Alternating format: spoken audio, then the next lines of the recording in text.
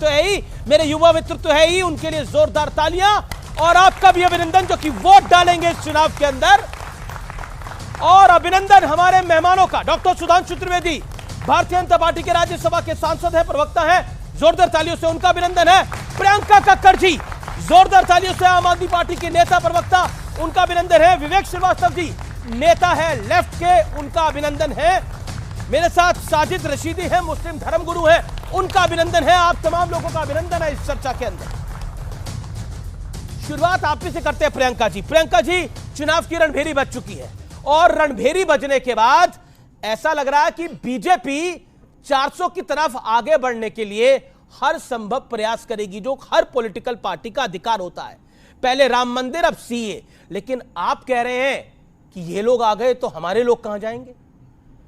सभी को नमस्ते अमीश जी। हम लोग एक बड़ी सिंपल बात कर रहे हैं। देखिए आज जॉबलेसनेस का आलम देश में ये है कि उत्तर प्रदेश में 93,000 लोगों ने अप्लाई किया 64 पीएन जॉब्स के लिए। उसमें 50,000 ग्रेजुएट्स थे, 38,000 पोस्ट ग्रेजुएट्स थे और 3700 पीएचडी थे। इन्होंने पीएन की जॉब के लिए अप्लाई किया। अब अगर जितने भी इलीगल इमिग्रेंट्स हैं उनको आप अपने देश में नागरिकता दे देते हैं तो उनका हमारे बच्चों के संसाधनों में हिस्सा बढ़ता है, पहली चीज। दूसरी चीज, कल आपने देखा कि हमारे देश में किसान को आतंकवादी बुलाया जा रहा है। हमारी सरकार द्वारा रास्ते में कीले बिछाई जा रही है, उनको दिल्ली नहीं आने दिया जाता, उनके ऊपर पैलेट गन्स बरसा रही है भाजपा।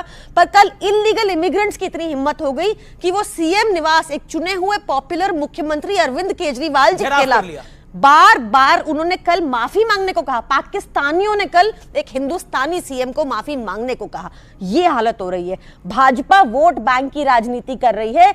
लास्ट मिनट में अब वो क्या बोले जाके लोगों को कि हमने तुम्हारा पेट्रोल 100 रुपए पार कर दिया, कि हमने करेंसी की साख इतनी गिरा दी कि आज 88 रुपीस का हो गया डॉलर, कि हम कि हमने तुम्हारे लिए महंगाई कवर अप करने के लिए, अपनी मिस गवर्नेंस को कवर अप करने के लिए सीआ है। ये भी तो देखिए ना, अभी क्या चल रहा है आजकल, दबा के खाना है, नाम नहीं बताना, इलेक्टोरल बॉन्ड, ये सब इश्यूओं से साइडलाइन करने को नाम दिन रात लेते थे, यानी कांग्रेस जिनका नाम दिन रात लेती थी, उन्होंने तो कोई पैसे ही नहीं दिए। पूरी डिटेल नहीं आई, पूरी डिटेल नहीं आई निकल के आया।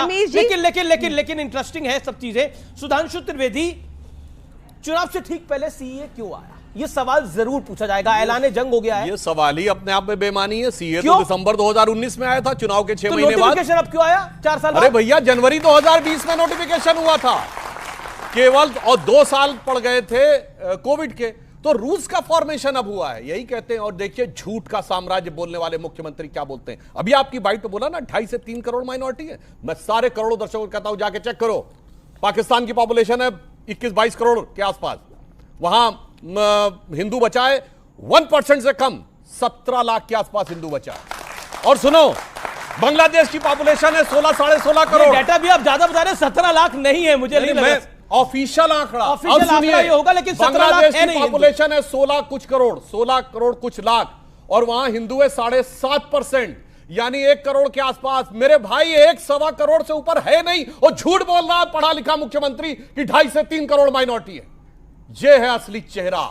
और इसके साथ इन्होंने यह भी साबित कर दिया कि इन्हें दुश्मनी सिर्फ भारत के हिंदुओं से नहीं है, हिंदू मात्र से दुश्मनी है, चाहे किसी भी देश का रहने वाला हो। हमारे साथ यहाँ पर पाकिस्तान से कितने हिंदू हैं? हाथ खड़ा करें। एक मिनट, अभी संसाधनों के ऊपर मैं पूछना चाहता हूं कि दिल्ली आया, दिल्ली बसा था, बहुत बड़े माइग्रेंट्स आए थे, तो 47 में आपके हिसाब से तो उन्हें भगा देना चाहिए था जो पाकिस्तान से आए थे। यूपीए सरकार का ऑफिशियल डाक रहा है, श्री प्रकाश जायसवाल ने एमओएस बोला था कि इस देश में 2 करोड़ बांग्लादेशी मुस्लिम घुसपैठिए हैं, भारी संख्या में दिल्ली में हैं। ये केजरीवाल सरकार ने जो कहा ना 1,000 रुपए हम हर महिला को देंगे, उन्होंने वेरीफाई किया है कि रोहिंग्या और मुस्लिम को और बांग्लादेशी को नहीं देंगे? नहीं किया। या वो दावे के साथ कह सकते हैं ये स्टेट गवर्नमेंट की रिस्पॉन्सिबिलिटी, इसमें सेंटर नहीं आता बीच में, कि उनकी स्टेट में एक भी बांग्लादेशी घुसपैठिया नहीं है। इसका मतलब सरकारी खजाने से बांग्लादेशी घुसपैठियों को पैसा देने को तैयार है, हजार रुपये, और यहां कह रहे हैं कि साहब हमारा नौकरी खाली जाएगी। मैं जवाब नहीं लेता हूं प्रियंका जी से, लेकिन मेरे सवाल का, क्योंकि आपने बोला ये सवाल बेमानी और मेरे सवाल का जवाब नहीं आया, मैं दोबारा आपके पास आऊंगा। प्रियंका जी, कई सारे गंभीर सवाल डॉक्टर सुधांशु त्रिवेदी ने उठाए, बीजेपी मेंबर ऑफ पार्लियामेंट ने। एक सीधा सवाल है, क्या बीजेपी एक नैरेटिव बिल्ड कर रही है कि ऑपोजिशन इज एंटी हिंदू?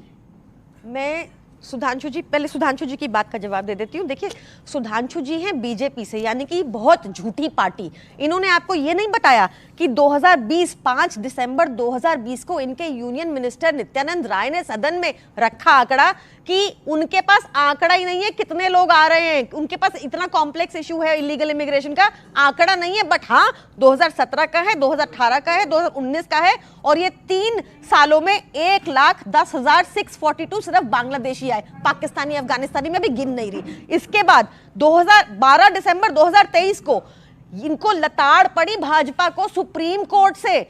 इनके union home secretary Ajay Kumar Bhalla ने बताया कि 1000 किलोमीटर तो बांग्लादेश बॉर्डर का ऐसा है जिसपे हम फेंसिंग नहीं कर पा रहे और लोग आते जा रहे हैं। ये 17,000 लोग हैं, इनको लीगल कर दिया जाए।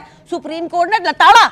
सुप्रीम कोर्ट ने कहा कि तुम कितने इलीगल इमिग्रेंट्स को नागरिक बनाना चाहते हो, तुमने अब तक फेंसिंग क्यों नहीं कंप्लीट की, तुमने बॉर्डर सुरक्षा के लिए क्या किया।